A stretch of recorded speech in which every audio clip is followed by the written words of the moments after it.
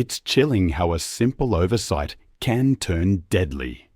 Reading through this video tran, I noticed a comment about a backpacker in India who didn't zip their tent properly.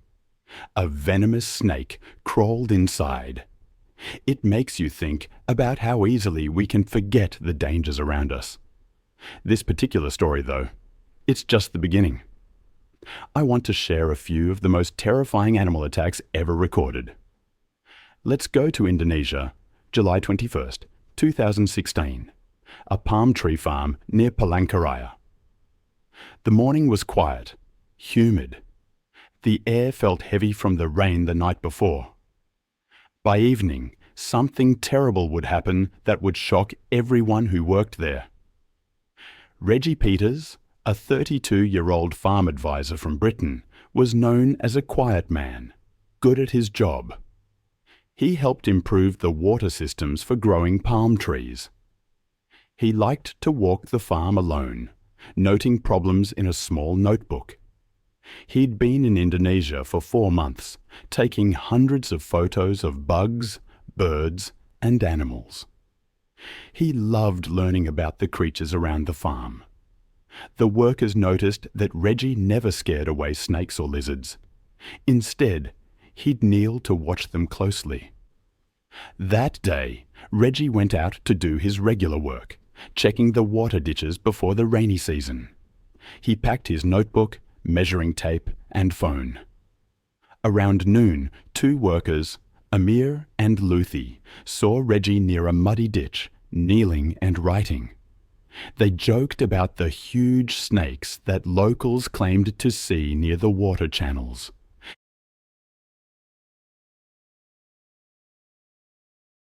Reggie laughed, saying he'd love to see one up close.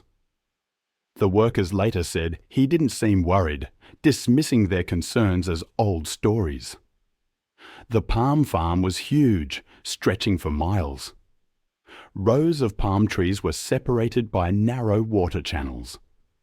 The ground was soft and muddy from the recent rain, making it slippery.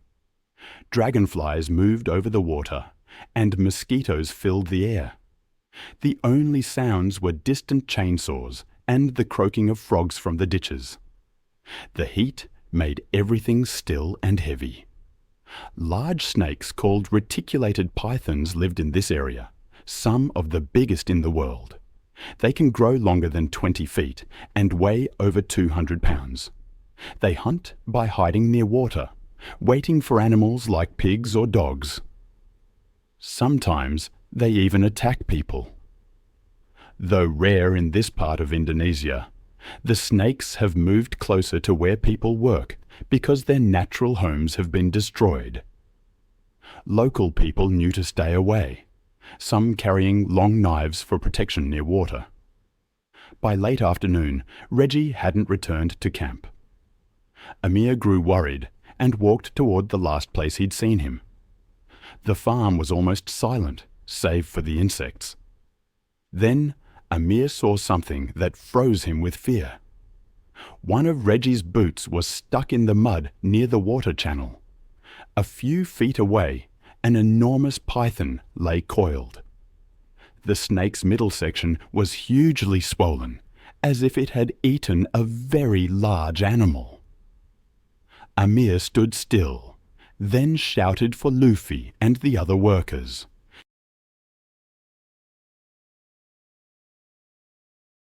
Within minutes, 5 men watched the snake as it slowly moved toward the bushes. The swollen middle part dragged heavily, leaving a deep track in the mud. The workers grabbed sticks and long poles, poking at the snake from afar. The python hissed loudly, opening its mouth wide, showing its curved teeth. It coiled up to defend itself. The snake was massive, about 15 feet long. None of the workers dared get close. The farm supervisor arrived and called the local police. While they waited, the men watched the snake carefully. At one point, the swollen belly seemed to shift slightly, as if something inside was moving. I remember reading about a python that had swallowed a man whole. It's a horrifying image. The idea of a shape too large and irregular to be a pig or dog pressing against the snake's skin. The workers who saw it happen were horrified. It took several minutes and many people to kill the snake. Inside, curled up and covered in slime, was Reggie's body. His notebook and phone were found nearby, damaged by moisture. After his body was returned home, the farm management quietly put up new warning signs. It was March 15th, 2014, in Ranthambore National Park in Rajasthan, India. The air was cool and quiet after a hot day. 2 travellers were sleeping in a tent, unaware that a snake had quietly crawled inside. One of them was Clare Johnson, a 26-year-old graphic designer from Melbourne, Australia.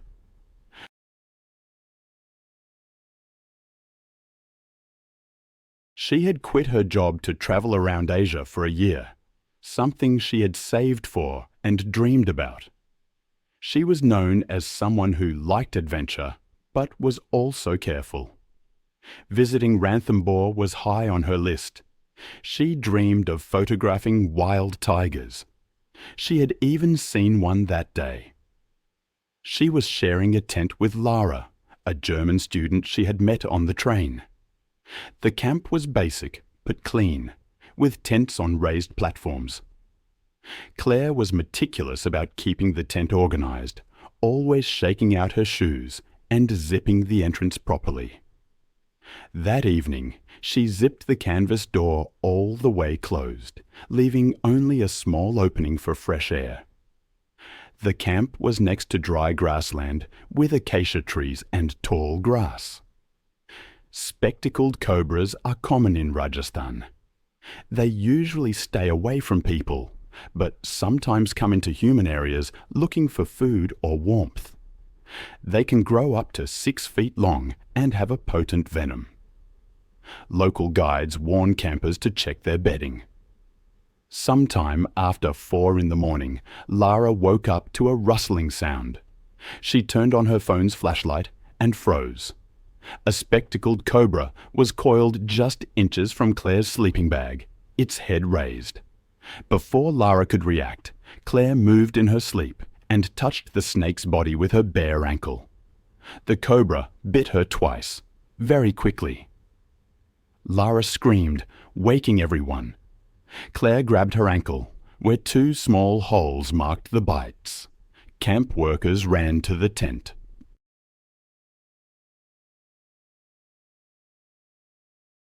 Claire's breathing became fast and shallow, and her eyes looked glassy. When she tried to stand, her legs gave way. She said they felt like jelly before falling back onto her mat. The camp had no anti-venom.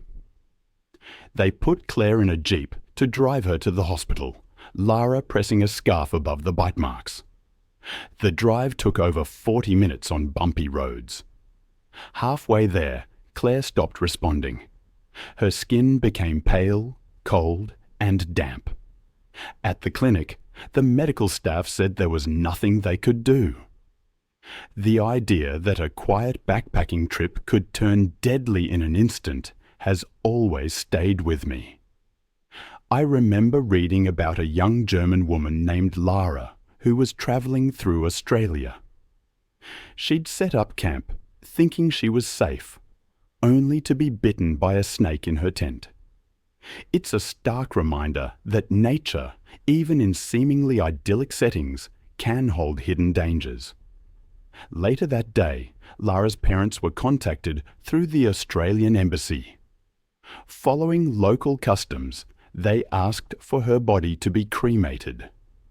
The camp management, perhaps shaken by the incident, decided to hire a local snake expert. He started giving weekly talks to new guests, teaching them how to properly check their tents and where to keep lights on at night to avoid problems with snakes. Lara eventually returned to Germany. She later shared her experience in detail on a travel website.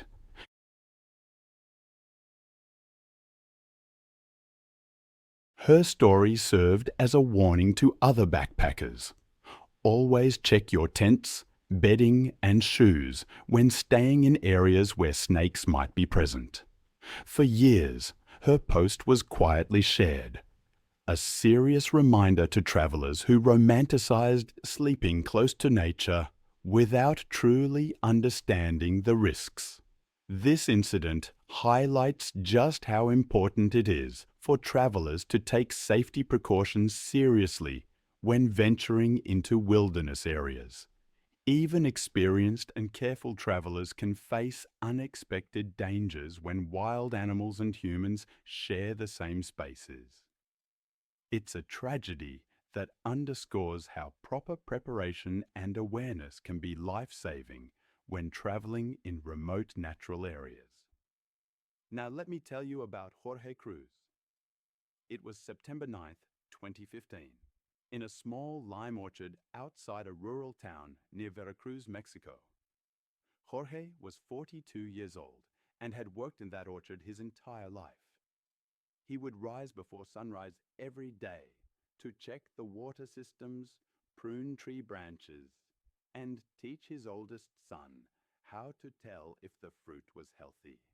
In the village, Jorge was known as a reliable man, the kind of person who would fix broken carts for his neighbors and lend them tools without expecting anything in return. Jorge had a habit from childhood. He liked to work without shoes. He claimed it helped him feel the ground better and move faster when he had to climb the lower tree branches. That afternoon was intensely hot, the air heavy. The sun beat down so hard that everything seemed still.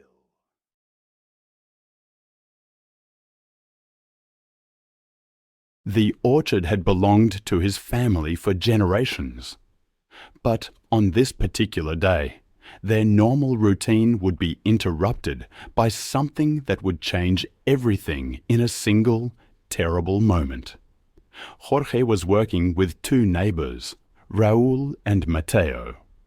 They were picking limes on the far side of the grove, where workers had recently piled cut tree branches.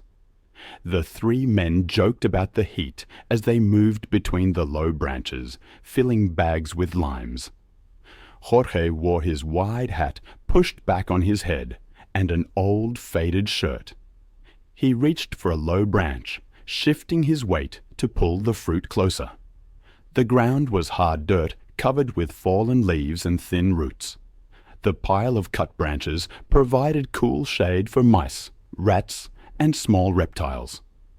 Wild plants marked the edge of the orchard, and the low treetops cast long, moving shadows. It was very quiet, so small sounds like fruit falling or clothes rubbing against bark were easily heard. The men were focused on their work and conversation, perhaps not paying enough attention to the potential dangers around them. A type of poisonous snake, Bothrops asper, lives in Central America. Locally, it's known as the tersopilo, or naka. These snakes are thick-bodied, typically growing to be 3 to 5 feet long. They possess a highly dangerous venom that destroys skin and muscle, causes severe bleeding at the bite site, and can affect blood clotting and blood pressure throughout the body.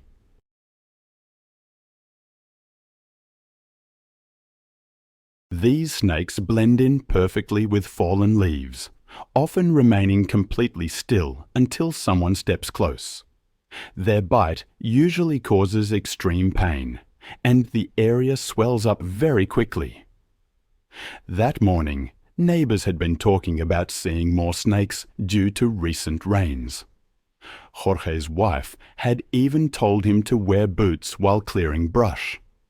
The pile of cut branches where they were working was a perfect hiding place for snakes. Raul later said he had warned Jorge to be careful, but Jorge waved off their concerns, saying he would work quickly. Then, in an instant, the snake attacked. It burst out from the leaves and bit the skin just above his ankle. Raul and Mateo heard Jorge cry out in pain and saw him pull his foot back, grabbing at the wound. Before they could react, the snake bit him a second time. Dark blood stained the dirt where his foot had been. The pain was immediate and severe. He bent over, dropping the fruit he was holding. Within minutes, his lower leg began to swell, the skin becoming bruised and discolored. He started throwing up, sweating heavily, his face turning pale. Raul quickly tied a piece of cloth above the bite marks, and they stabilized Jorge's leg with a splint made from a broom handle. A neighbor brought a small wooden cart, and they lifted Jorge into it, pushing it toward the dirt road that led back to the village. The trip to the clinic was bumpy and slow.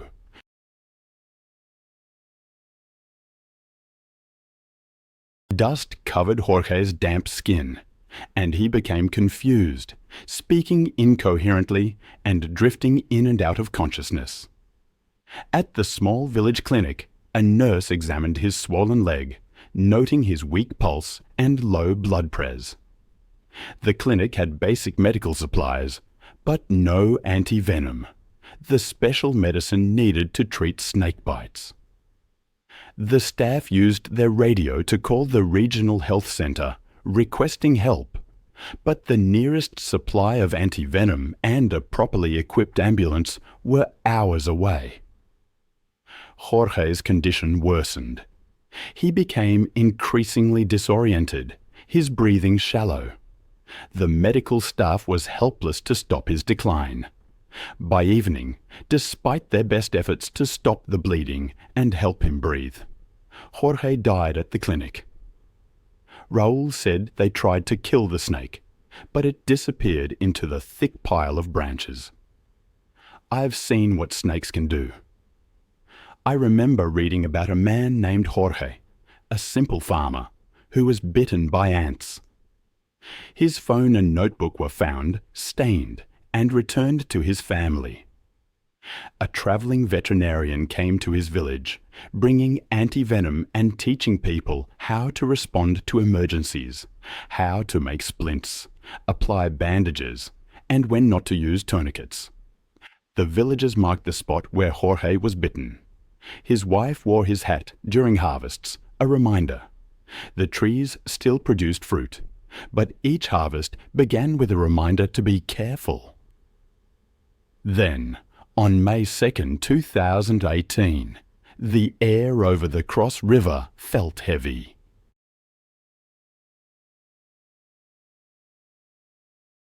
Mina Belogan, just 19, had returned from university a week earlier.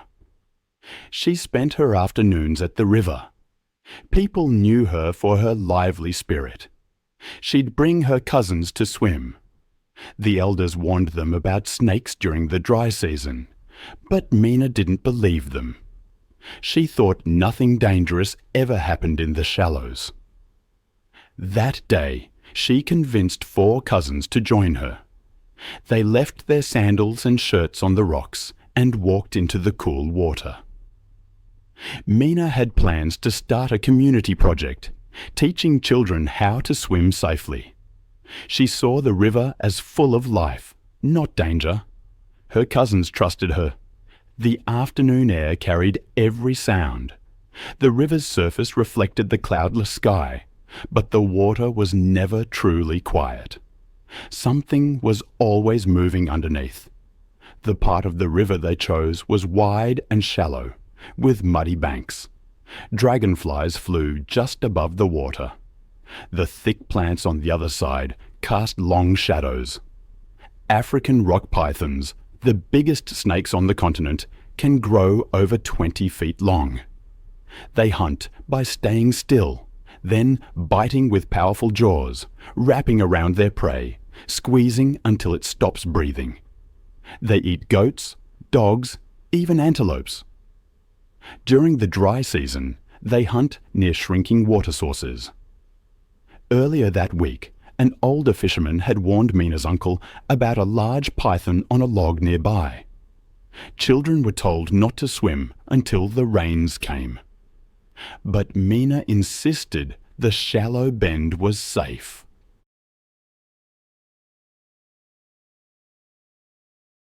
She had been in the water almost an hour when one of her cousins saw something long and dark moving toward them. At first, they thought it was a branch, but it curved and moved silently across the water. Fear spread.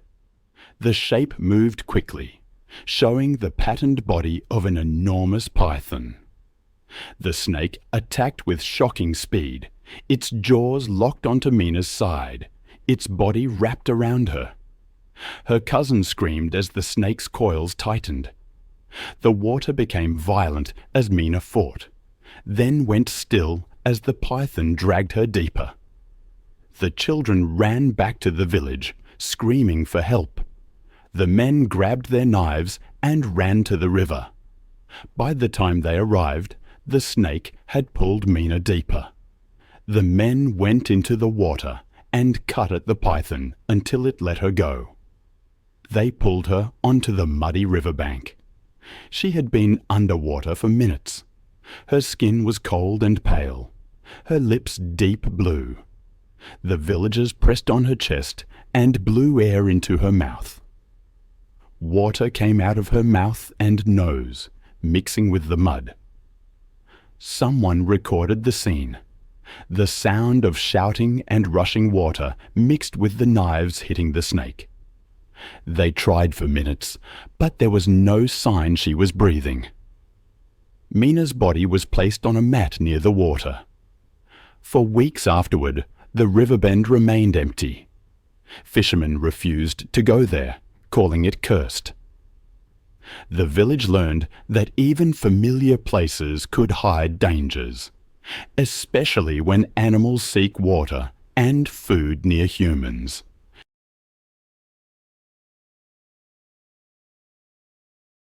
Mina's dream of teaching children to swim safely took on new meaning as the community worked to prevent similar tragedies. It reminds me of another story, one that took place on June 10, 2013, in Sweetwater, Texas. The fairground was extremely hot. There are moments that stay with me, stark and unavoidable, when I consider the risks we take, the lines we cross, in the pursuit of understanding. I think of Sammy, a steady, experienced snake handler. He had a way of teaching new volunteers, showing them the ropes rather than just talking about it. He knew experience could be the difference between safety and disaster. The locals trusted him because he took his time and corrected mistakes gently. But that year, the festival was bigger, the schedule tighter. He'd been moving between snake pits all morning, answering questions, spending hours in the sun. He'd even skipped breakfast to keep things running smoothly, and he was feeling it. His co-workers told him to rest, to drink water, but he kept working. He saw it as his responsibility to do one more demonstration that afternoon. The roundup used shallow pits, surrounded by temporary barriers, with a raised platform for the announcer and folding chairs for the audience. The air was thick with the smells of fried food, car exhaust, and dust.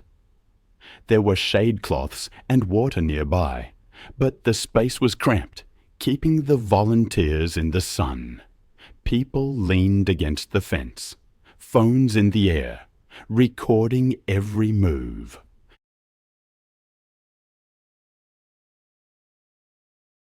The setup was designed for clear viewing, but it left little room for handlers to move and limited opportunities to cool down, for both people and animals.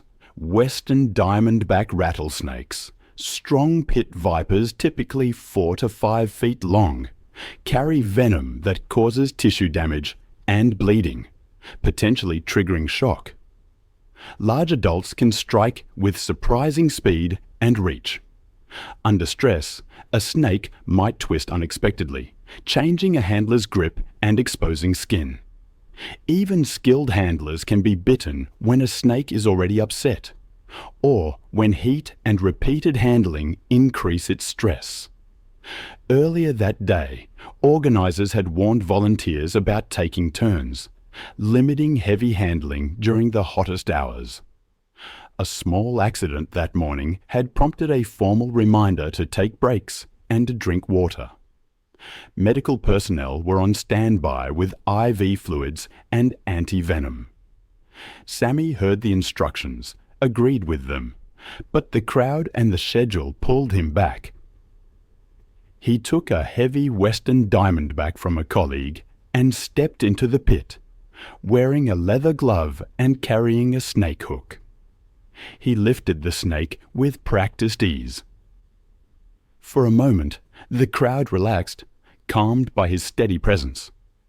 Then the snake's body shifted, twisting sharply under stress. It lunged, its fangs sinking into the soft tissue near Sammy's elbow. Pain shot through his arm. He signaled that he was, but his face flushed, and sweat beaded on his forehead.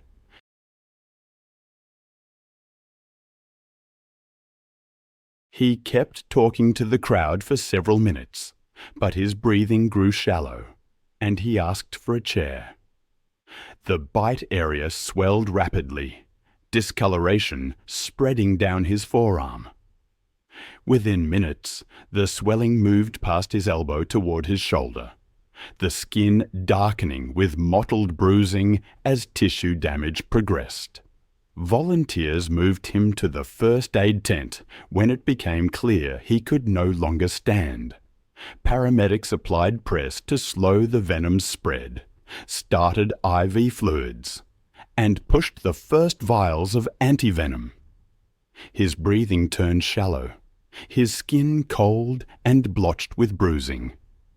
Despite the fast treatment, his blood pressure collapsed, and his pulse faded. Witnesses later recalled the frantic attempts to keep him conscious, as medics called for an airlift that never arrived in time.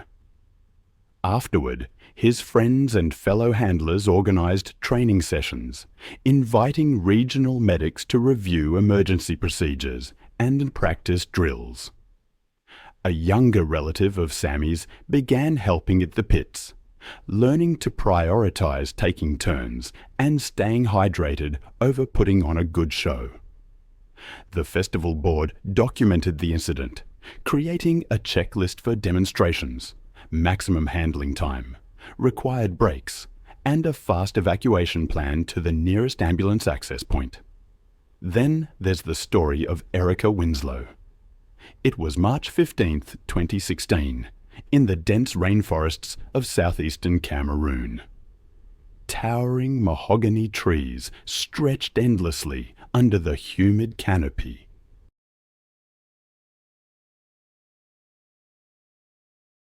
Hidden among thick jungle vegetation near the Sangha River, a converted logging camp sat isolated on 50 acres of abandoned concession land. The property had once housed a legitimate primate research station under proper government permits, but those days were long gone.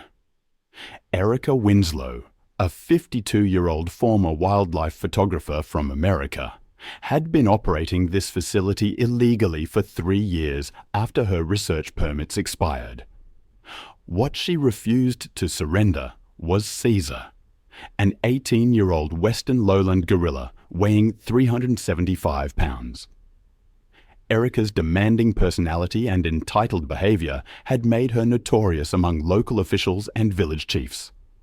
She constantly complained about wildlife inspections and refused to acknowledge that her research permits had expired. With no formal primate training, she relied entirely on YouTube videos and outdated zoo management methods she found online. Her social media posts showed increasingly erratic behavior as she attempted to discipline Caesar using intimidation tactics. The massive silverback had been displaying heightened territorial aggression for weeks, throwing branches at visitors and damaging the reinforced walls of his enclosure. Local villagers reported loud chest beating throughout the night, and Caesar had been refusing to enter his night shelter for the past 2 weeks, defying Erica's commands entirely.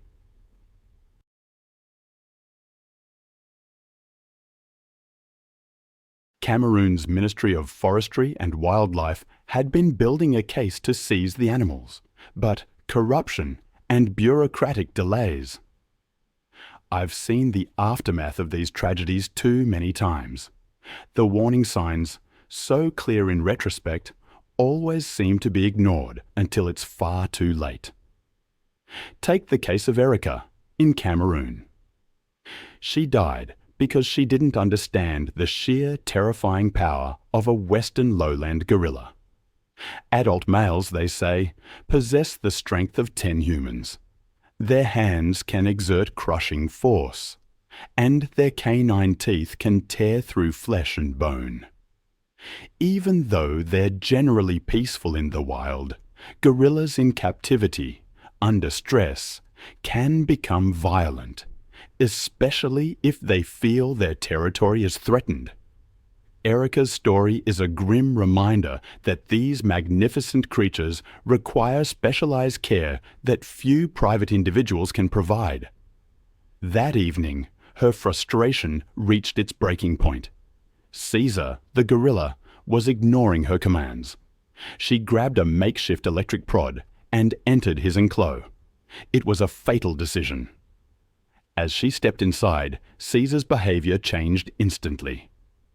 The 375-pound silverback charged. His body slammed into Erica, launching her backward into the metal fence. Then his hands grabbed her face, his thumbs pressing into her eye sockets. Blood streamed down her cheeks as his fingernails tore at her skin. Caesar's jaws clamped down on her left ear, severing it completely. Erica's screams echoed.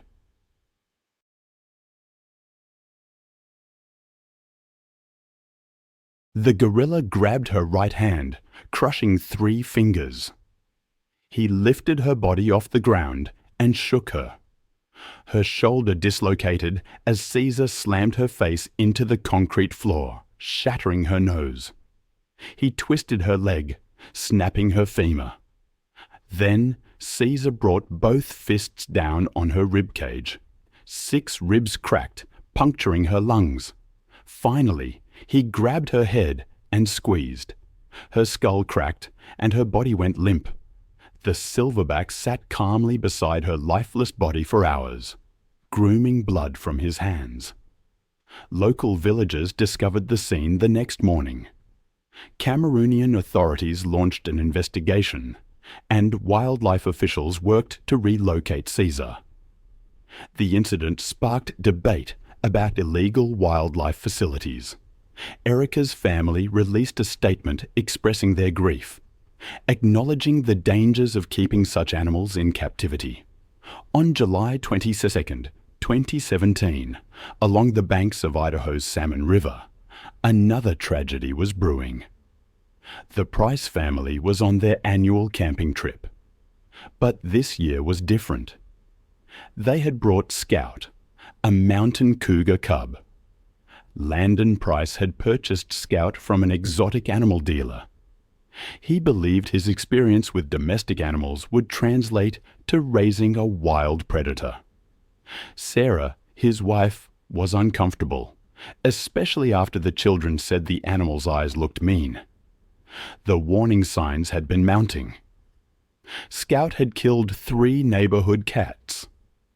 He had escaped and stalked the mail carrier.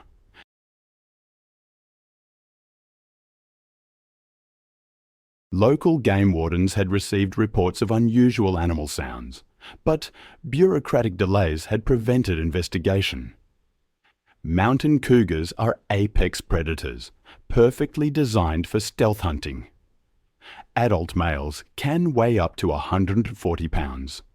They have razor-sharp claws and canine teeth designed to deliver killing bites. It's a mistake to think that any wild animal, even one raised in captivity, ever loses its instincts. I've seen it time and again in my research. Those instincts only become more pronounced when the animal is in an unfamiliar environment, a place where their territorial instincts are heightened. I remember reading about a man named Landon who made a fatal mistake based on this misunderstanding. He released Scout, his 3-year-old cougar, from its transport crate, thinking he was doing the animal a favor by allowing it to stretch and explore. He truly believed that Scout's upbringing had somehow tamed its wild nature, that he could treat this predator like an oversized house cat. As Landon's family set up their fishing gear, Scout emerged and immediately began surveying the unfamiliar territory. His coat, that tawny color, blended perfectly with the brush. His yellow eyes methodically scanned everything, cataloging every movement, every sound. The 140-pound cougar's predatory instincts kicked in the moment Landon walked toward the river to fill their water containers. Scout's pupils dilated, and he crouched low behind a fallen log, his muscles coiling.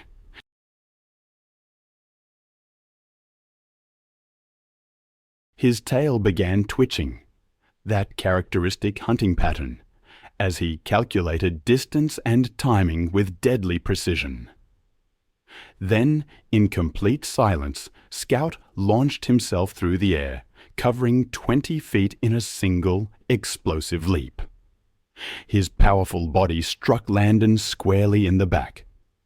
The cougar's 4-inch claws sank deep into Landon's shoulders and back, designed by nature to grip struggling prey and prevent escape. The predator's jaws clamped down on the back of Landon's neck with surgical precision. Scout's canine teeth, evolved for this killing technique, punctured the cervical vertebrae and severed the spinal cord instantly. The bite caused immediate paralysis from the neck down. Landon couldn't move his arms. With his face submerged and his body completely paralyzed, he drowned within 90 seconds. His body went completely limp as Scout maintained his grip, following millions of years of evolutionary programming that end prey was thoroughly subdued before feeding. The cougar then demonstrated another instinctive behavior, dragging Landon's lifeless body toward the brush line to cache his kill away from potential scavengers. Sarah, Landon's wife, grabbed their children and rushed them to the safety of their locked truck, where they remained for 3 terrifying hours until park rangers arrived. Authorities launched an immediate investigation into the illegal possession of the mountain cougar, while wildlife officials worked to safely capture Scout.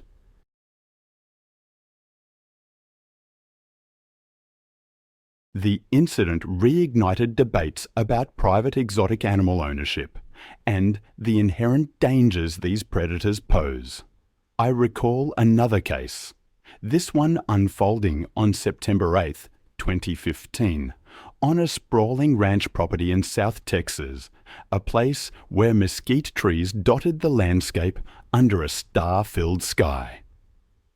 The remote 50-acre estate was miles from the nearest neighbor, providing the perfect isolation for Marcus Ellison's dangerous hobby.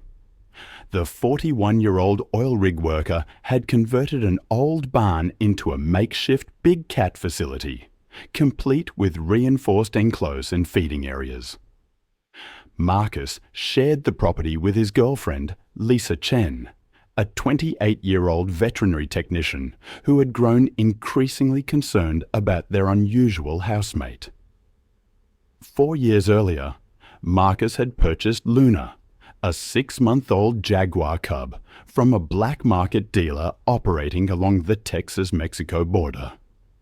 His thrill-seeking personality and desire to collect dangerous animals as status symbols had driven him to spend his oil rig earnings on exotic pets. Luna had grown from an adorable spotted kitten into a powerful 180-pound predator. But Marcus genuinely believed their bond from her cubhood would protect him from any danger. Lisa had been pressuring him for months to surrender Luna to a proper sanctuary, especially after witnessing the jaguar's increasingly erratic behavior. The warning signs had been mounting steadily over the past week.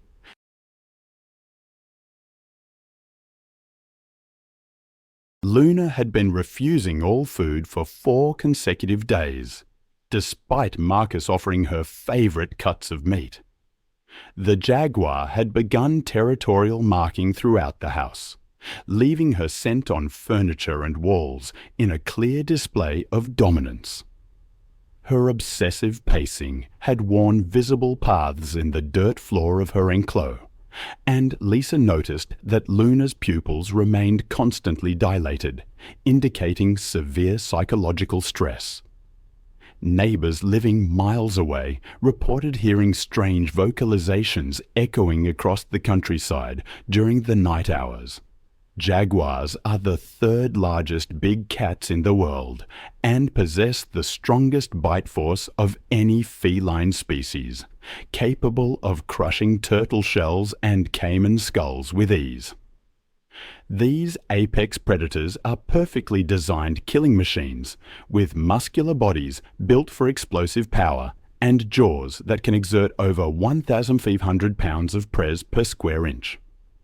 Unlike other big cats that typically suffocate their prey, jaguars deliver precise killing bites directly through the skull or spine, making them one of the most efficient predators in the animal kingdom.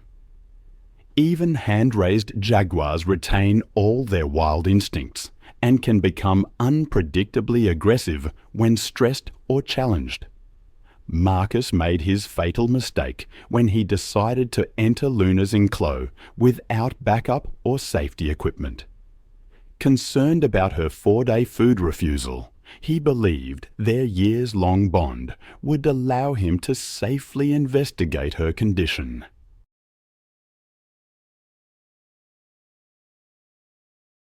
He unlocked the gate to her 30x40 foot pen and stepped inside, carrying only a small flashlight to illuminate the darkness. Luna sat motionless in the shadows, her yellow eyes reflecting the beam as he approached. The 180-pound jaguar had been waiting for this moment. As Marcus knelt 15 feet away and extended his hand in what he believed was a gesture of comfort, Luna's predatory instincts took complete control. Her powerful muscles, coiled like steel springs, propelled her across the enclosure in 2 swift bounds.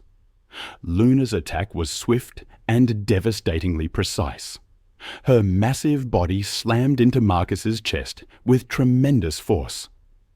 I've seen the aftermath of what happens when wild instincts meet the human world, and it always leaves a mark. I remember reading about Luna, the jaguar. She'd been kept in an enclosure, and one day she turned on her owner, Marcus.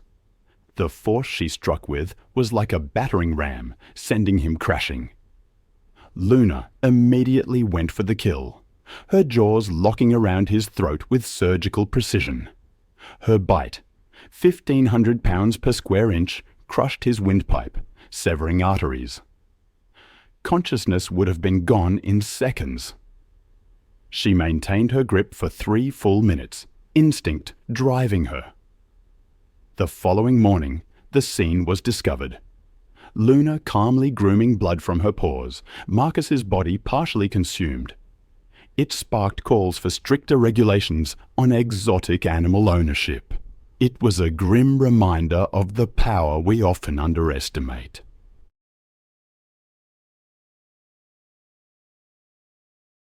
Then there was the case of Brianna Ellis, a marine biology student in Homestead, Florida. She had a backyard pond, an artificial ecosystem where she studied a 9-foot American alligator named Brutus. She'd rescued him, believing she could provide a better environment and study his behavior. But the warning signs were there. Brutus became increasingly aggressive. Neighbors complained of strange noises. American alligators are apex predators, evolved killing machines. Adult males can reach lengths of 14 feet and weights exceeding 800 pounds, with jaws capable of exerting nearly 3,000 pounds of press per square inch. Their bite force is strong enough to crush a bowling ball. They are ambush hunters, capable of explosive speed. Brianna made a fatal mistake one evening. She dropped her pH testing equipment in the pond and insisted on retrieving it herself, despite warnings. Dusk is the most active hunting period for alligators. As she waded in, Brutus approached with stealth.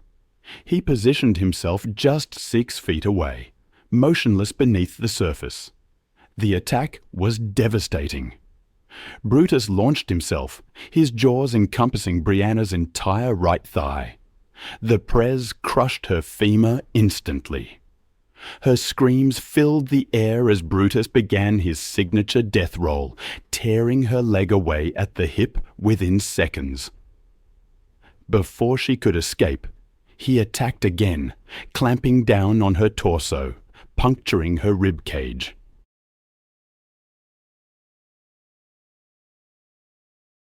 I've seen the aftermath of these encounters, the kind where nature reclaims what we try to control. It leaves a mark, not just on the land, but on your understanding of things.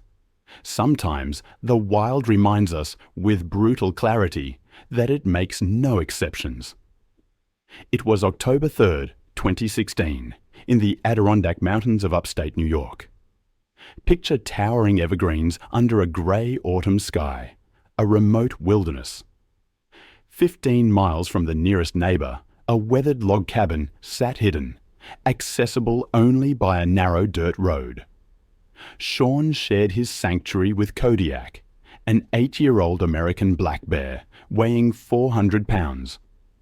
He'd illegally acquired the animal as an injured cub 3 years prior, claiming he rescued it from certain death. His obsession with proving his rehabilitation methods were superior to state-approved programs drove him to keep Kodiak, despite losing his credentials.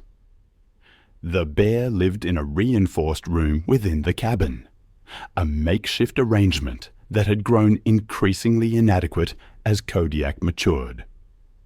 Sean's journal entries from recent weeks revealed growing paranoia about the bear's intentions and his deteriorating mental state from years of isolation. The warning signs had been escalating dramatically over the past month. Kodiak had been systematically destroying the cabin's interior, tearing apart furniture and clawing deep gouges in the wooden walls.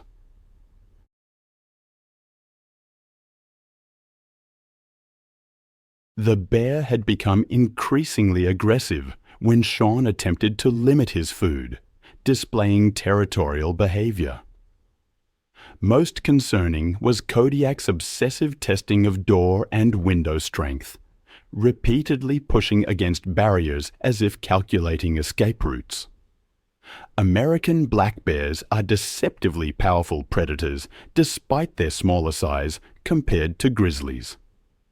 Adult males can reach speeds of 30 miles per hour and possess the strength to overturn boulders weighing several hundred pounds. Their powerful jaws can exert over 800 pounds of press per square inch, easily crushing human skulls. Their 4-inch claws are designed for climbing and digging, but prove devastatingly effective weapons. Black bears are naturally nocturnal creatures, most active during twilight and nighttime hours, when their predatory instincts are heightened. Sean made his fatal mistake at 2:30 in the morning, when he decided to enter Kodiak's reinforced room to retrieve his damaged laptop and camera equipment. The bear appeared to be sleeping peacefully in the corner of the 15x20 foot space, his massive form barely visible in the darkness. Sean desperately needed to recover his electronics before they were completely destroyed by the bear's ongoing rampage. He stepped quietly into the room carrying only a small flashlight, believing Kodiak was in deep sleep. What Sean failed to realize was that Kodiak had been awake for hours, waiting with the patience that made black bears such effective predators.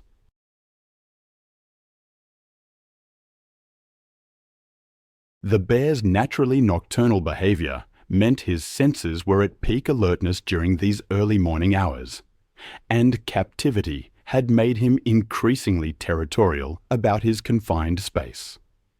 The 400-pound black bear moved with surprising speed and agility.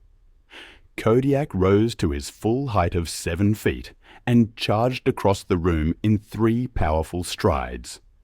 Sean had no time to react as the bear's enormous frame filled his vision. Kodiak's first strike came from his massive right paw, equipped with 4-inch claws designed by nature for climbing and digging. The blow struck Sean squarely in the chest with tremendous force, his claws raking 4 parallel gashes across his rib cage that penetrated deep into muscle and bone. The impact launched Sean backward into the reinforced wall with bone-crushing force. Before Sean could even attempt to defend himself, Kodiak pressed his attack with methodical efficiency. The bear's powerful jaws clamped down on Sean's head, encompassing his skull from temple to temple. Kodiak's bite force of 800 pounds per square inch crushed Sean's skull like an eggshell, causing immediate and catastrophic brain trauma. Brain matter leaked between the bear's teeth as he shook his massive head violently. Sean's body went completely limp within seconds, but Kodiak's defensive rage kept driving the assault. The bear mauled with relentless power, claws raking and jaws crushing bone, as if to eliminate a threat rather than feed.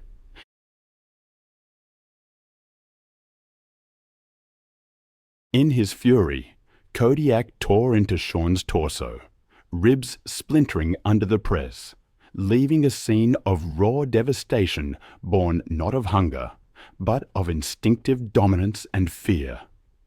The attack continued for 15 minutes before Kodiak finally retreated to his corner, leaving Sean's partially consumed remains scattered across the wooden floor. The bear sat calmly, grooming blood from its claws and muzzle. Sean's body was discovered 3 days later, when concerned neighbors noticed smoke was no longer rising from the cabin's chimney. Local authorities launched an investigation. I've seen what a tiger's bite can do. Over 1,000 pounds of prees, enough to crush bone. Even those raised from cubs retain those hunting reflexes, that instinct to stalk and ambush. I remember reading the report, the details of the attack so stark. It was March 22nd, 2015, near Houston. Wildlife officials were dealing with the illegal possession of a black bear, trying to safely relocate it to a sanctuary. That same day, the air hung heavy with early spring humidity. Behind a ranch-style house, a Bengal tiger paced restlessly in its chain-link enclos. The tiger belonged to Michael Torres, a 41-year-old mechanic. He was known as a patient man, one who preferred engines to people. He'd lived alone since his divorce, spending his time fixing old cars and caring for his growing collection of animals. It started with ball pythons and iguanas, then a serval.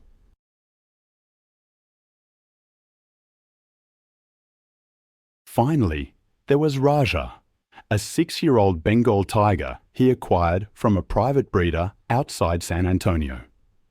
Michael kept Raja in a large, reinforced enclosure. Neighbours occasionally saw him walking beside the tiger with a chain lead, talking to it like a companion. He truly believed Raja recognised his scent and tone, that the animal would never hurt him. He told a friend it was all about trust, earning respect through calm handling, not fear. That afternoon was overcast. The enclosure smelled of straw and damp soil. A friend, Luis Alvarez, stopped by to borrow a tool and watched as Michael carried things toward the cage. Raja was pacing more than usual, tail lashing, eyes following every move. Construction noise from a nearby property had been carrying through the air all morning, and Michael said the tiger didn't like loud sounds. He thought the tiger would settle once he started cleaning. Luis stood about 20 yards away as Michael opened the inner gate. He was replacing old straw, raking droppings into a bin. He'd left the outer gate partially open for convenience so he could move a wheelbarrow through more easily. It wasn't the first time he'd done this. Luis said that as Michael worked, Raja continued pacing, muscles tensing with each pass along the fence. Michael glanced up once, muttered something, and bent to lift a shovel. Then Luis saw the tiger freeze. Its ears flattened, body crouched low, tail twitching rapidly. A second later, Raja lunged.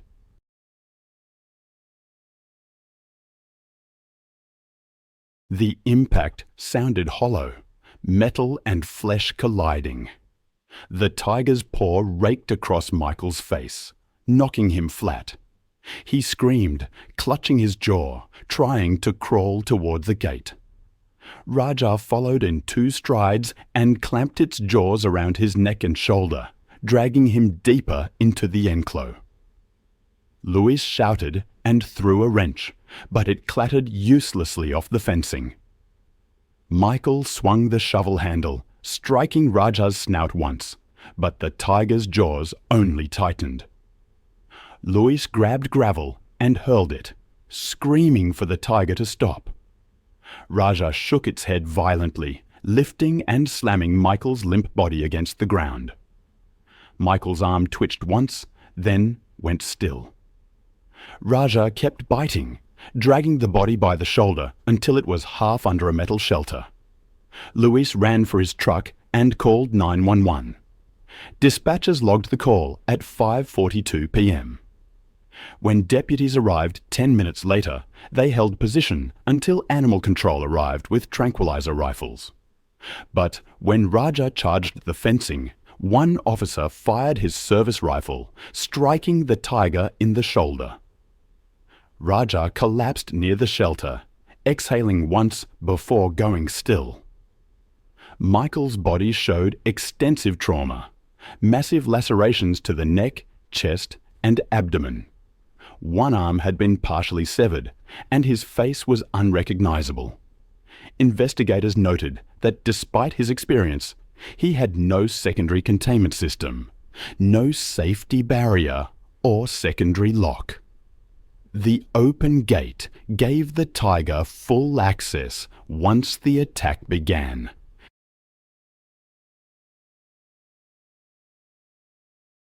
Animal control removed Raja's body that night.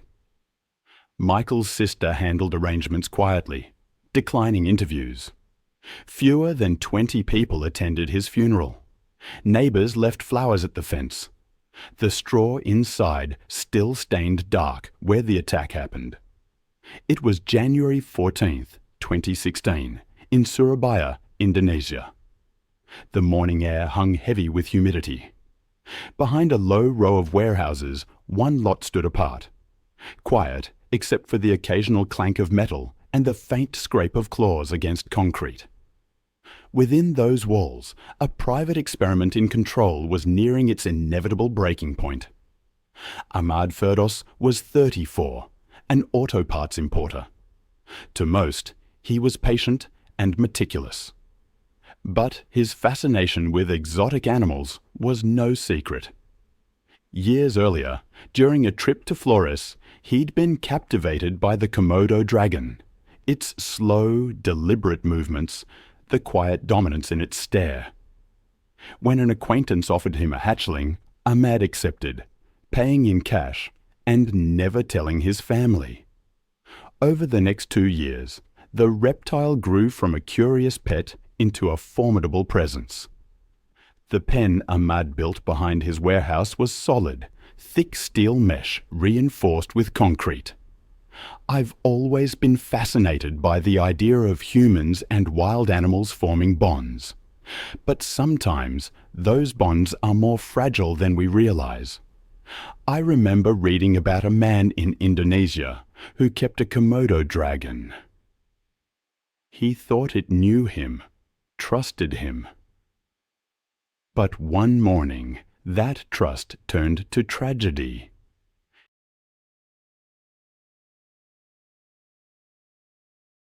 The dragon's pen wasn't large, more suited for a smaller creature. Ahmad, the owner, fed it regularly. Chicken, goat meat, often by hand. He was proud of the bond they seemed to share. Some of his employees warned him that the animal wasn't tame, but he dismissed their concerns, convinced the dragon recognized him. That Thursday morning, the air was thick with the smell of diesel from a nearby road. Ahmad had missed the previous evening's feeding. He found the dragon's water basin overturned and dirty. Wanting to clean it before the day began, he opened the enclosure gate. The dragon was motionless in the far corner. Komodo dragons can grow quite large, up to 10 feet, and their bite is strong enough to crush bone. Their venom is a cocktail of toxins that cause rapid blood loss and shock. They're ambush predators, surprisingly fast despite their size. In captivity, they can become aggressive, especially if handled too much or underfed. Yudi, another worker, heard a clang and a thud, followed by a sharp cry. He ran towards the back just as Ahmad fell. The dragon had latched onto his calf, teeth sunk deep. Blood stained the concrete. Ahmad yelled for help, kicking with his free leg. The dragon released, then lunged again, clamping down on Ahmad's forearm. He tried to pull away, but the animal twisted its head, tearing muscle. Yuri grabbed a metal pole and struck the dragon's side. The dragon turned, mouth gaping, tongue flicking, tail whipping. Saliva dripped from its jaws.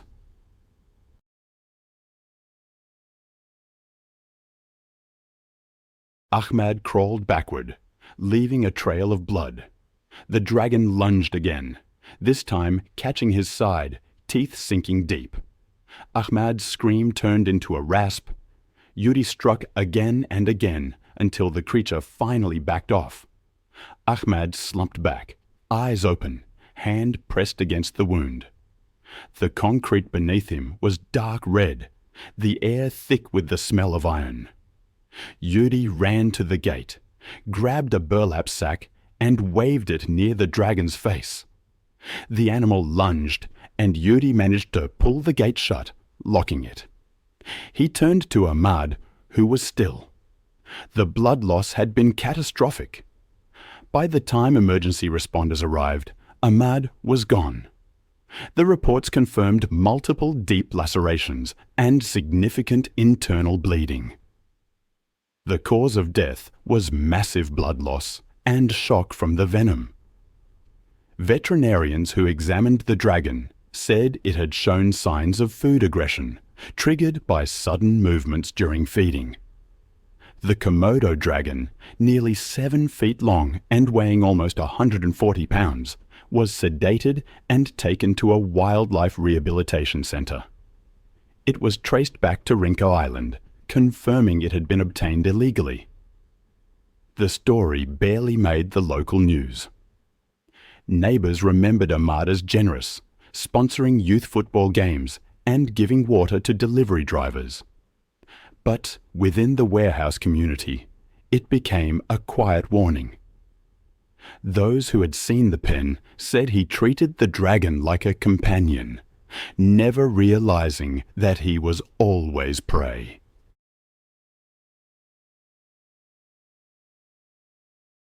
I recall another incident, this one in Montana in 2014. The morning was clear and still, the kind of quiet that precedes intense heat. A line of spruce trees framed a small animal sanctuary. One enclosure, larger than the rest, housed a creature pacing in slow circles. By noon, that silence would be shattered. There are moments I can't shake, images that return without invitation. The overturned feeding pail, the half-open gate, the sound of screaming beyond the fence line. The sanctuary, bordered by pines, was quiet that morning, save for the pacing claws and the creak of metal gates. Aaron arrived early to prepare Bruno's meal, 15 pounds of meat mixed with supplements. Mark had left the previous evening to visit his sister, reminding Aaron to feed Bruno at the usual time and check the water trough. The next day, Mark texted Aaron around 10 a.m., but received no reply. Assuming she was busy, he began his drive back. He noticed the outer gate to Bruno's enclosure was half open just after noon as he pulled into the gravel lot. The feeding pail lay overturned beside it. Seconds later, he heard screaming. He ran toward the sound, rounding the corner to see Bruno towering near the feeding platform. Aaron was on the ground beneath him, her right arm torn open. She kicked weakly, her clothes soaked dark with blood. The bear's movements were methodical, broad swipes, a deep huffing sound between each motion.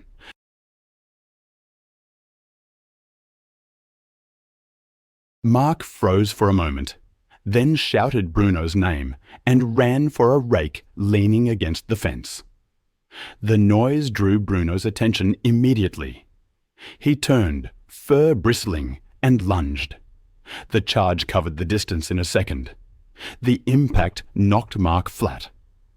Bruno's paw struck his chest again, the claws sinking deep. Aaron saw Mark roll, trying to crawl back toward the gate, but the bear dropped onto him, pressing its full weight down. Bruno bit into Mark's left shoulder, shaking violently before adjusting its grip, jaws closing on his neck. Investigators later reconstructed the sequence from Aaron's statement and evidence found inside the enclosure. The entire attack lasted under 30 seconds. Aaron dragged herself backward, leaving red streaks along the concrete until she collapsed near the outer fence. Blood loss blurred her vision, but she heard Mark's shouting abruptly stop, replaced by heavy breathing and the rhythmic scrape of claws on the ground. Deputies arrived minutes later, responding to a 911 call placed by a neighbour who had heard the screams. They found Bruno standing over Mark's body. When an officer fired a warning shot, the bear reared back, roaring. The second volley hit him directly in the chest and shoulder. Bruno staggered, exhaled sharply. The medical report confirmed that Mark had died from blunt and penetrating trauma to the thorax and cervical region. Aaron survived after multiple surgeries to repair her arm and shoulder.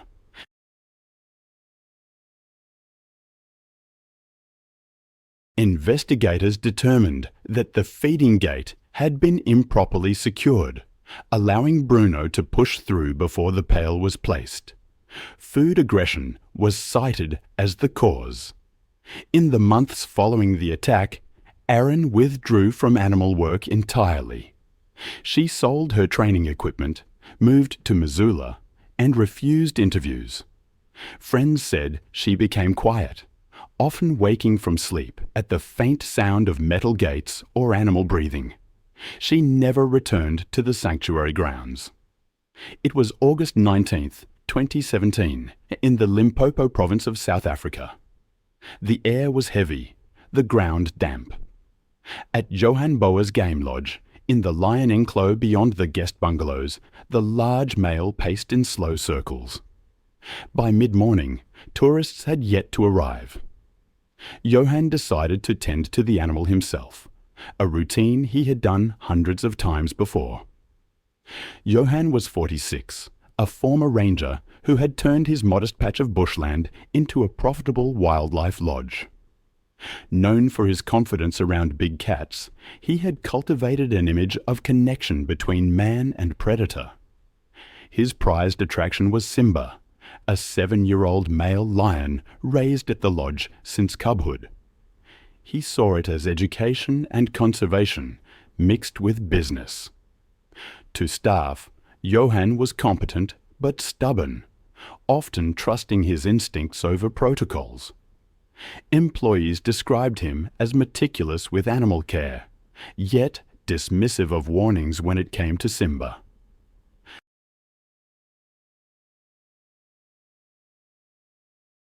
The lion was full-grown, nearly 500 pounds, and though raised in captivity, he retained the instincts of a wild predator. Still, Johan insisted Simba recognized him as the one constant presence, often entering the cage alone. Adult male lions, especially those kept in captivity, exhibit erratic behavior when stressed. Their territorial instincts can surge unpredictably, especially after storms. A single swipe of a paw can break bone. Their bite, over 650 pounds per square inch, is built to crush windpipes. According to reports, Simba had been restless since the thunderstorm. Caretaker Peter LaRue noticed the behavior and told Johan to postpone cleaning until the animal calmed down. Johan brushed it off, saying the lion got anxious if ignored. Around 9 a.m., Johan took a broom and bucket toward the enclosure while a visiting maintenance worker tested a new camera. There's a video I can't forget. It shows a man named Jan sweeping near a lion enclosure. Simba, the lion, is inside, initially calm, but then everything changes in a matter of seconds. Jan approached the gate, completely unaware of the danger lurking just a few feet away. Simba's ears perked up, his body low to the ground, a clear sign of what was to come. Jan entered, closing the gate behind him, and began sweeping, speaking softly as he worked, seemingly unfazed by the massive predator nearby. But Simba began circling, his tail flicking sharply, a detail that, in retrospect, speaks volumes.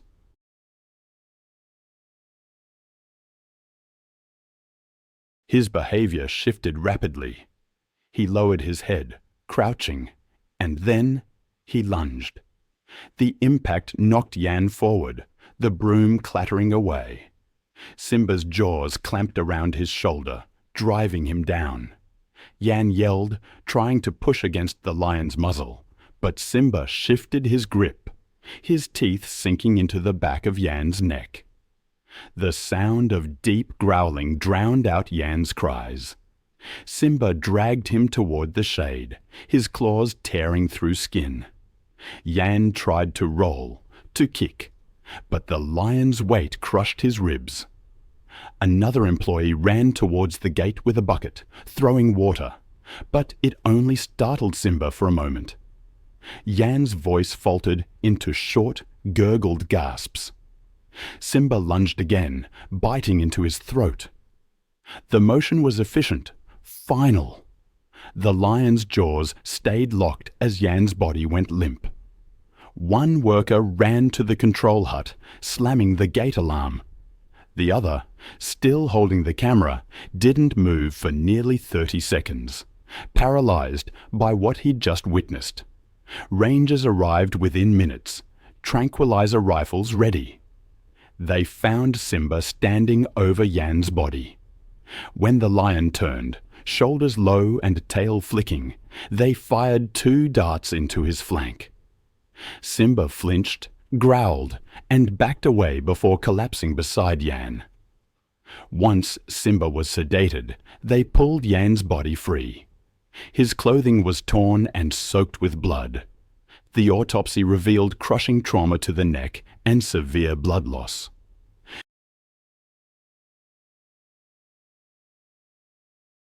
Bite measurements confirmed a single, sustained attack, consistent with defensive predation. The lodge was closed. Simba was euthanized, and his remains were sent for examination. Officials classified the incident as preventable, citing complacency and poor safety protocol. The property was sold, and the lion enclose was sealed for good.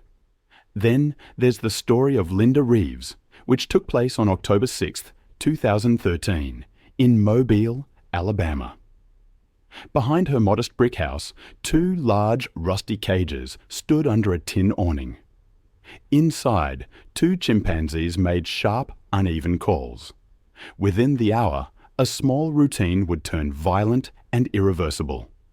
Linda, a retired lab technician, had poured her savings into building an enclosure for 2 young chimpanzees she had adopted from a private exotic pet dealer. She named them Buddy and Rosie.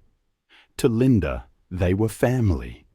She fed them breakfast cereal, dressed them in children's clothes, and sometimes let them sit in the living room to watch television through the screen door.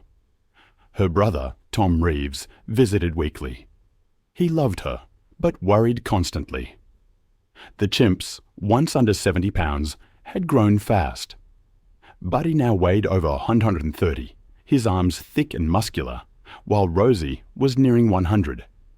Chimpanzees are incredibly strong, 5 times the upper body strength of an adult man. Males can weigh over 150 pounds. Their jaws capable of shattering bone with a bite force near 1,200 pounds per square inch.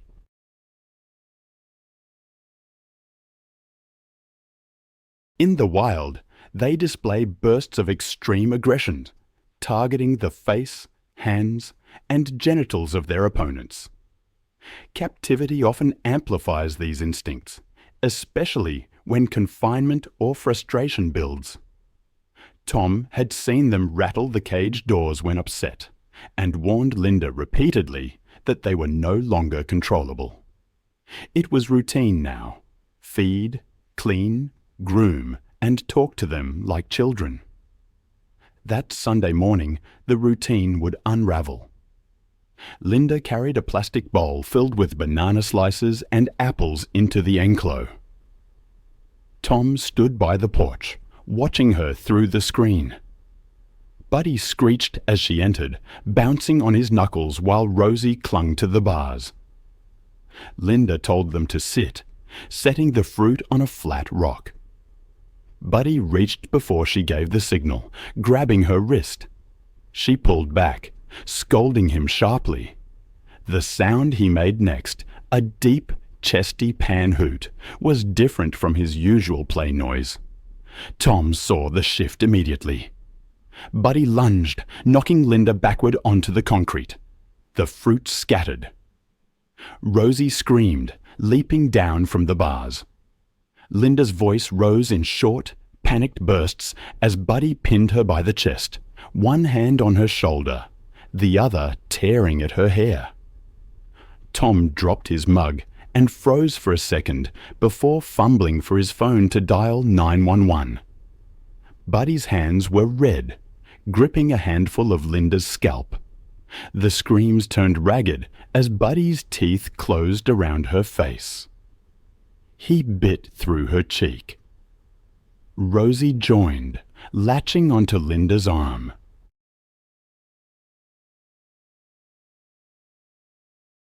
Tom ran to the fence, striking it with a shovel while shouting into the phone for help. Buddy's head jerked up, eyes wide and black, before he went back to tearing. The fence rattled under the blows, but neither chimp reacted for long. I've always found it chilling how quickly a bond, built over years, can turn fatal. It happened on April 17th, 2015, just outside Chicago. The afternoon was bright and warm. Yellow school buses pulled into the parking lot of a small private animal park. It was a roadside zoo, the kind with fading paint on its signs and rust showing through its old fences. Families with strollers mixed with school groups carrying packed lunches. Teachers with clipboards tried to keep order as students pointed at parrots, goats, and monkeys in cramped pens. The chimpanzee exhibit sat near the middle of the park, behind a low chain-link railing and a shallow moat lined with algae. A hand-painted sign read, "No climbing or leaning on fence." Inside the enclos, 2 adult males and 1 younger female lived together among wooden climbing structures and a patch of worn grass. The walls were streaked with moisture stains, and the enclos looked outdated compared to the modern habitats I've seen in larger accredited zoos. Matthew Collins was 12 years old, a 6th grader from a public school on a spring field trip. His mother worked night shifts as a nurse, and his father operated a forklift at a local warehouse.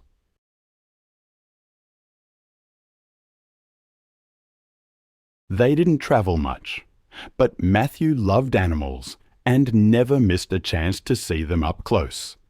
His teachers described him as bright but impulsive, a boy who liked to climb trees, rooftops, or anything taller than himself.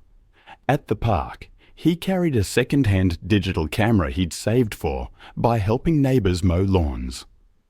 His plan was simple: get the best photos of the chimps out of anyone in his class. By mid-afternoon, the group gathered near the chimp enclos.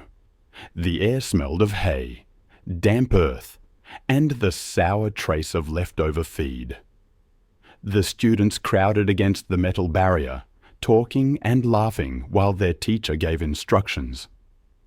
Matthew, standing near the back, raised his camera, but couldn't get a clear view past the others. Wanting a better angle, he stepped onto the lower rail for balance, as a few classmates noticed and motioned for him to stop. He ignored them, focused on his shot, and leaned forward. The railing was slick with humidity, and the ledge beneath his shoe gave slightly. As he leaned forward to center the chimps in frame, his foot slipped.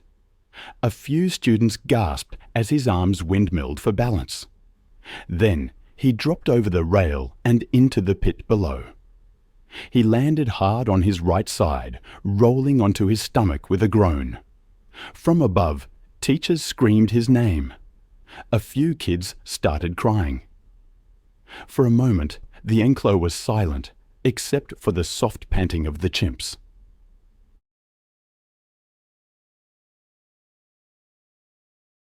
Then one of the males, an older, broad-shouldered chimp named Bo, stood upright, bristling with tension. He gave a sharp hoot, slapped the dirt, and started toward the boy. The younger male followed, puffing air through his lips in short bursts. Visitors who were close enough later said the sounds were chilling. Deep hoots that rose in pitch, the rhythmic drumming of palms on the ground.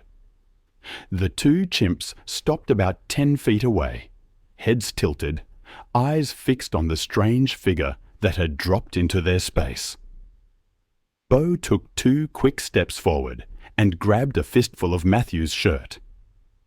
Matthew screamed and tried to crawl backward, but the chimp's grip was iron.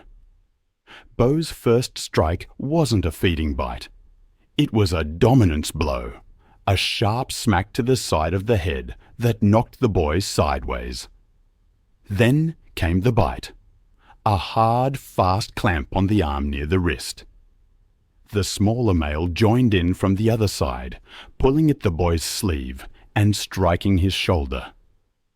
The sounds of hitting and tearing mixed with hoots and panicked screams from above. A zookeeper stationed near a nearby enclosure heard the commotion and ran toward the enclosure, shouting for the crowd to move back. He grabbed a hose from the maintenance shed and sprayed into the pit, the high-press stream breaking the chimp's focus for seconds at a time. Bo let go, slapped the ground, and charged forward again, stopping inches from the water spray. The younger male backed away, pacing in circles while pant-hooting.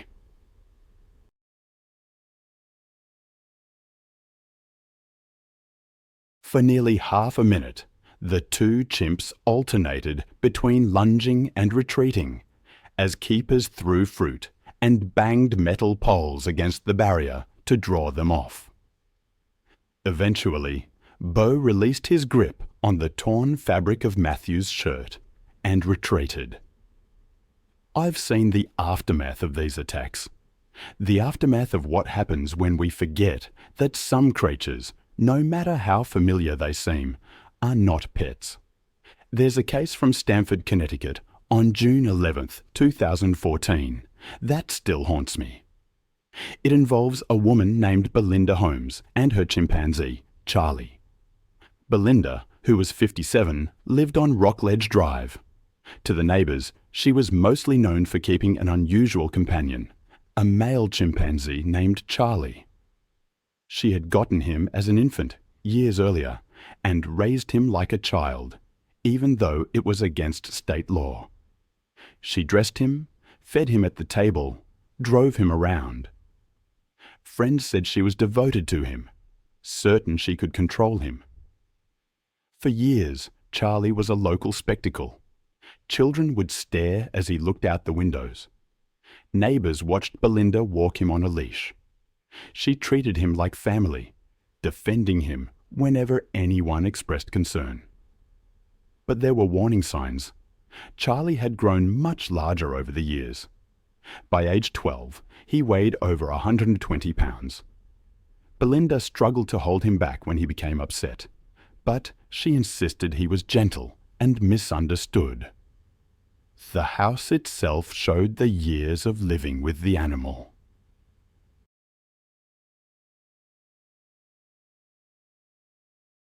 Furniture was scratched and damaged from his climbing. There was often the smell of animal musk. Charlie moved freely through the rooms, from the kitchen to the living room, even the small backyard. On that June day, the weather was warm and the windows were open. Charlie grew restless, pacing and making noise, as Belinda tried to calm him with fruit and snacks. Years of living in a human household hadn't erased Charlie's natural instincts. When chimpanzees are stressed or frustrated, their aggression can surface suddenly, with violence that no amount of familiarity can prevent. There had been warnings. Months earlier, a neighbor called animal control after Charlie escaped into the yard. He chased cars and pounded on a vehicle before Belinda brought him back inside. State officials reminded her that owning him was illegal, but she ignored the fines.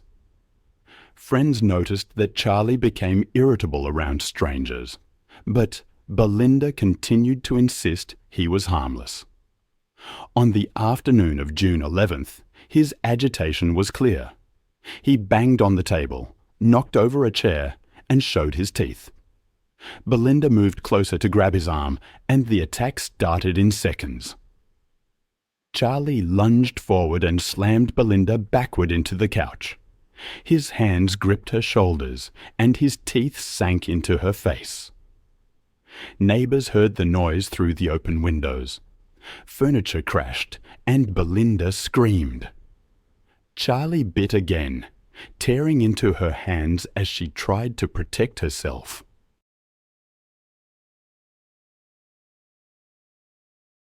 Blood pooled quickly across the carpet as he continued the assault. Belinda tried to crawl away, but Charlie dragged her back by her clothes. He hit her with his fists, then bit into her forearm and broke the bone. Her screams brought neighbours running. One man tried the door, but stopped when he looked through the window. Charlie was hunched over Belinda, his face and arms covered in blood. The neighbours backed away and called 911, their voices shaking as they described what was happening. Police arrived within minutes. Officers walking toward the front door heard the chimp screeching and Belinda crying. Through the glass, they saw Charlie attacking, tearing at her scalp and face. There were no cages, no barriers, no way to separate the animal from the victim. When Charlie turned toward the window and pounded against it with bloodied hands, officers decided they had to act. They fired multiple shots, the sound echoing through the quiet street. Charlie collapsed at the living room on the blood-stained carpet. Officers rushed inside and pulled Belinda out from under his body. She was barely awake, her face destroyed and her hands mangled. Paramedics worked quickly, but the damage was severe. She was airlifted to a trauma centre with critical facial injuries, severe trauma to both hands requiring amputation, and massive blood loss. Afterward, investigators documented the scene. Furniture was flipped over, walls were splattered with blood, and Charlie lay where he had fallen.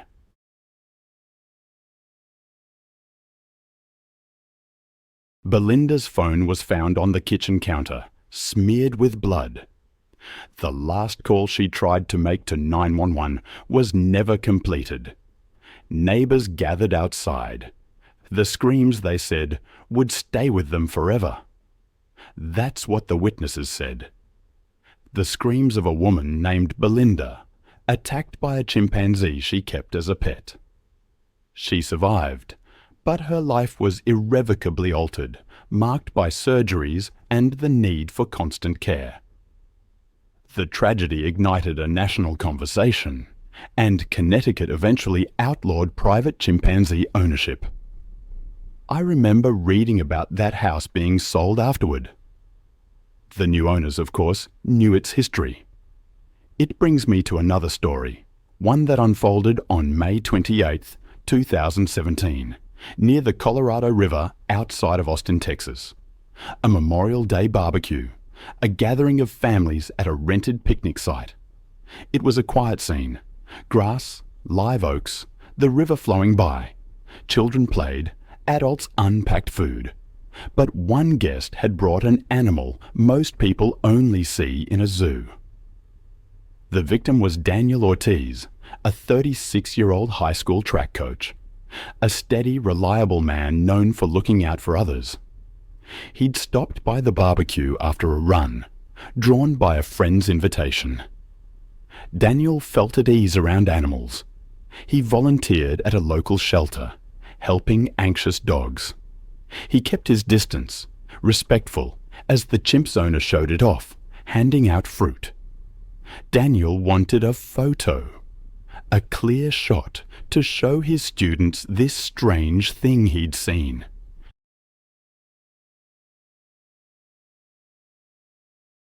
He moved a few feet forward, angling his phone. The chimp, on a leash, paced and sniffed, reaching for anything close. A faint musk hung in the air, mingling with the smell of charcoal. You see, adult male chimpanzees, they're not really suited for public gatherings. Dominance is everything in their social world, enforced with sudden violence. Years of human handling don't erase those instincts.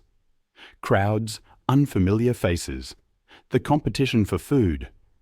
These can trigger those instincts in an instant. A city ordinance actually banned exotic animals within Austin, but this picnic site was just outside the city limits. The handler, it turned out, lacked the proper permits. Someone noticed the chimp baring its teeth at a toddler and called out a warning. Daniel nodded, adjusted his stance, waiting for the chimp to settle so he could take his picture. The tension was building, almost palpable. Children were pulled back.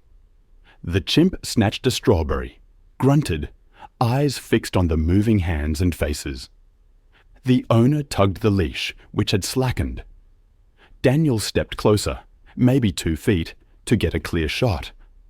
And then, in a blur, the chimp lunged. The harness yanked tight, but not before the chimp's hand closed on Daniel's wrist. His phone went flying. The first bite tore into his forearm, skin and muscle ripped. Daniel stumbled, trying to pull free, but the chimp's grip wouldn't loosen. Screams erupted. The chimp dragged Daniel down, pinning him.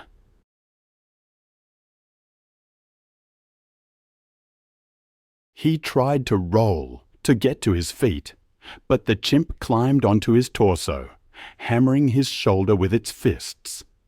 The leash tangled, slackened again. The chimp seized Daniel's head with both hands and bit into his cheek. Blood pooled in the grass, staining the chimp's face. Attempts to intervene failed. A man kicked at the chimp, but was knocked off balance. Another tried to use a folding chair, but the chimp dodged and landed another bite on Daniel's face. The sounds.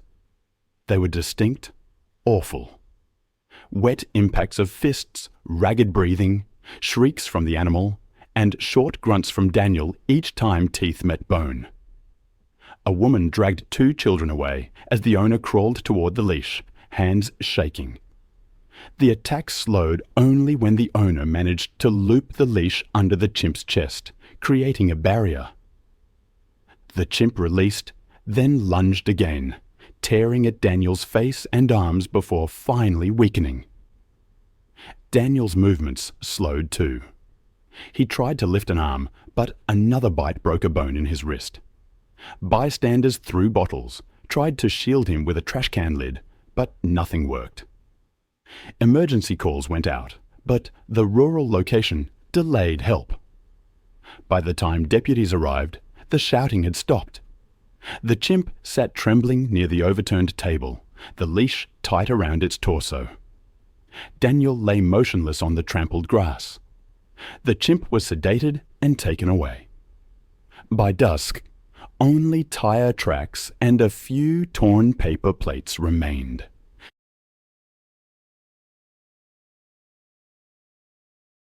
The river kept moving, slow and steady, carrying away the sounds that had echoed there just hours before. I've always been struck by the unpredictable nature lurking beneath the surface of even the most familiar creatures.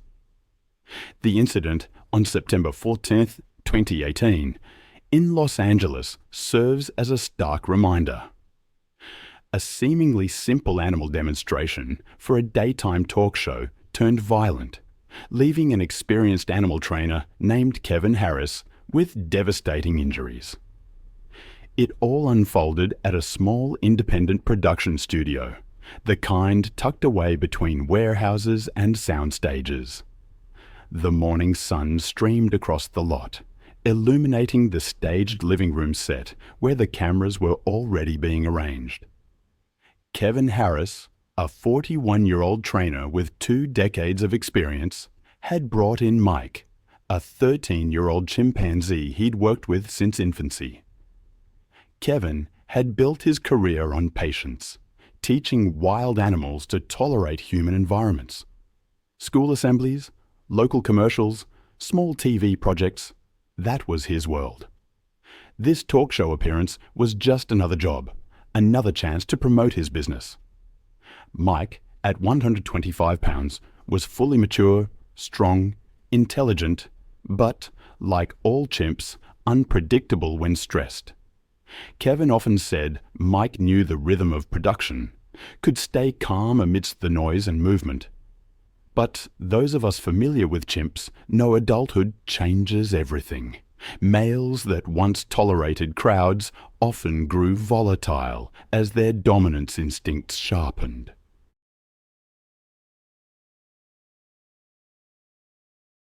The set was modest. A sofa, coffee table, painted backdrop, all under the glare of hot studio lamps. Mike sat on a low stool beside Kevin, wearing only a light collar and leash. He shifted constantly, tugging at the strap, scanning the unfamiliar faces. Before the cameras rolled, the animal safety coordinator, a consultant required for these shoots, suggested delaying the segment. Mike was showing stress, pacing, baring teeth, tugging sharply on the lead. But the director insisted they proceed. The schedule was tight, and the sunlight was already shifting. Kevin re-asked everyone, offering Mike small pieces of banana to settle him. The tension seemed to ease, at least for the moment. As recording began, the room brightened further. The host smiled, reading lines about wildlife awareness. Kevin guided Mike closer, cueing him to wave, a trick they'd rehearsed countless times. For a few seconds, everything worked. Then, the boom microphone dipped low, casting a shadow that swept across Mike's face. His posture changed instantly, shoulders hunched, lips curled. A low pant hoot echoed off the walls. Kevin turned toward him, voice low, reaching out to calm him. That brief touch broke the balance. The chimp lunged sideways. The leash snapped tight as Kevin fell backward, the stool clattering across the floor. Mike's hands came down in rapid strikes, fists hammering Kevin's chest. The room erupted in noise, shouts, hoots, the crash of equipment.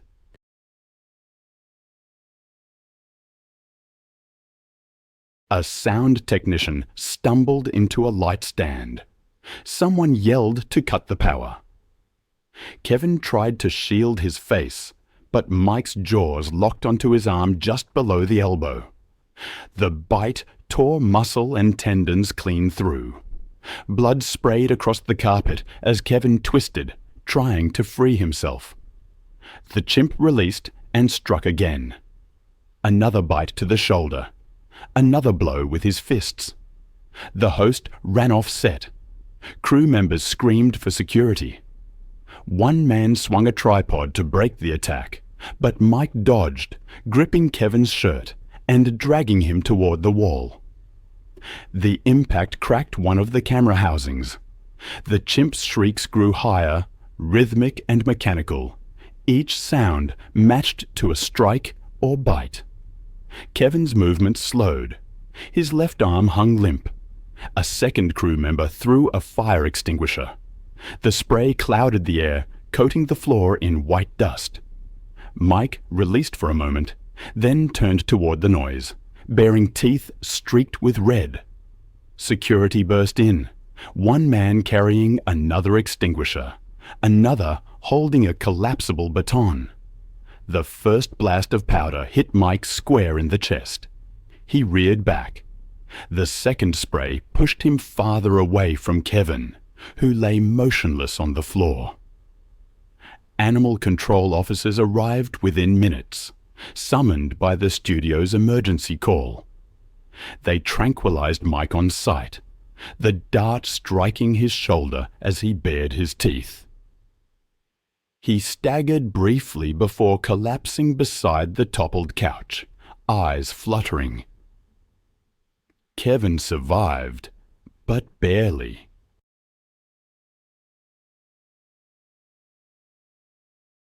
Paramedics stabilized him before rushing him to a trauma center. Surgeons later documented dozens of puncture wounds, a shattered forearm, and severe facial injuries. He lost part of his arm and most of the muscle tissue on one side of his face. The production shut down indefinitely. The footage was never aired. In the aftermath, investigators cited lapses in protocol and disregard for the safety consultant's warning. For Kevin, the lesson came at an unbearable cost, one he would spend the rest of his life recovering from.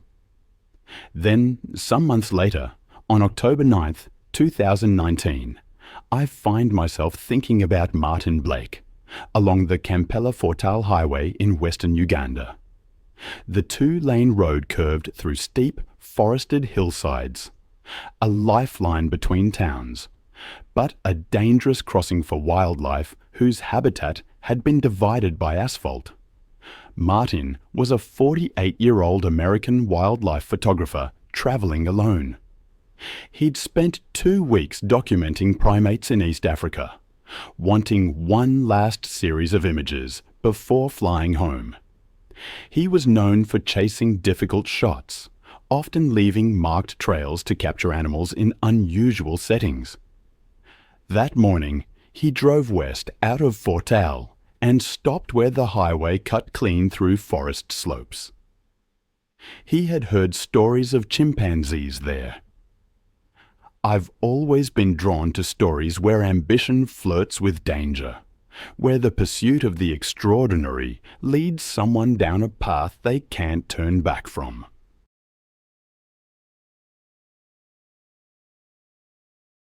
Consider the case of Martin, a photographer driven by the desire to capture a unique image of chimpanzees in their natural habitat.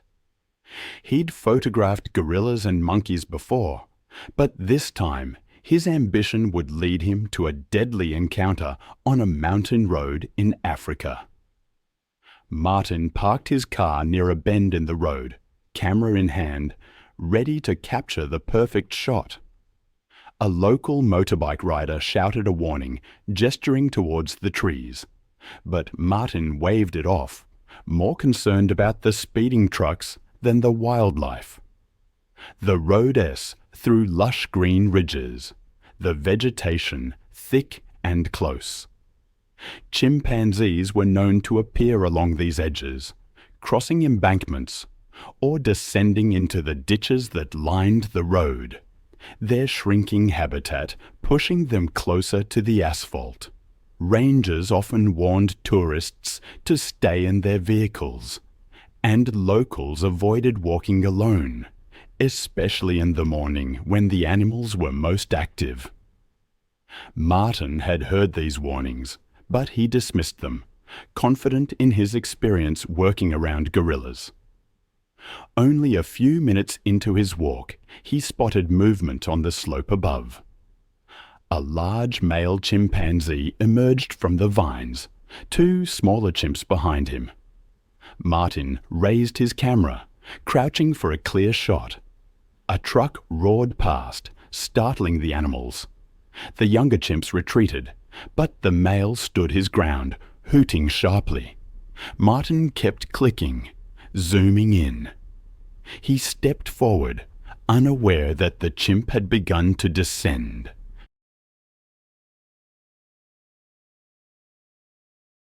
In seconds, the chimp dropped onto the asphalt, closing the distance. Martin lowered his camera just as the animal charged, dark arms swinging. The impact knocked him backward, his camera skidding away. The chimp seized his arm, dragging him toward the edge of the road. The strength difference was overwhelming.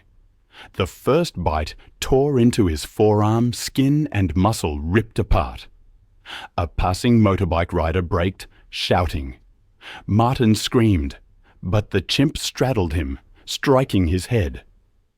Another bite tore into his shoulder. Blood pooled on the gravel.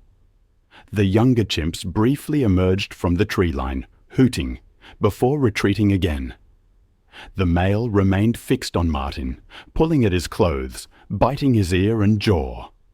Witnesses tried to intervene, throwing stones, but the chimp barely flinched.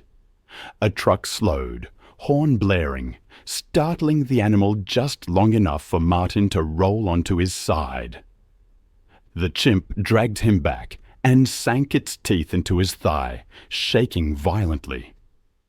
The sounds were raw. Martin's strained breathing, the chimp's screeches, the crunch of gravel. The assault lasted only minutes, but it felt far longer before another vehicle stopped, and locals rushed forward, shouting and waving sticks.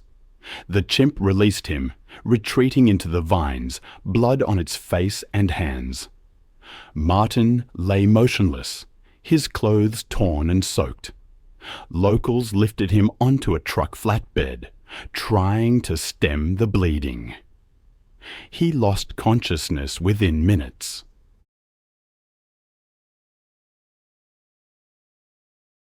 By the time they reached the outskirts of town, he had no pulse.